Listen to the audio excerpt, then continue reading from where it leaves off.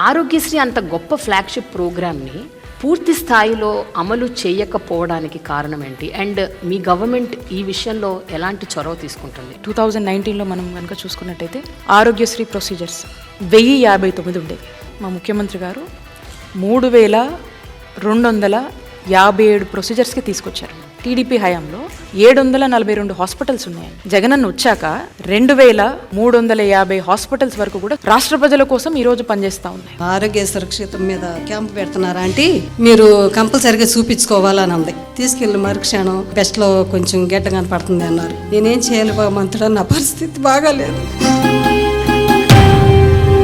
తెల్లారి హాస్పిటల్కి వెళ్తే ఆ రోజు అన్ని టెస్టులు చేశారు. ధైర్యం చెప్పి తీసుకెళ్లారు, ఆపరేషన్ చేయించారు. నాకు ₹1 ఖర్చు కాలేదమ్మా. మంచి భోజనము, టిఫిన్, పాలు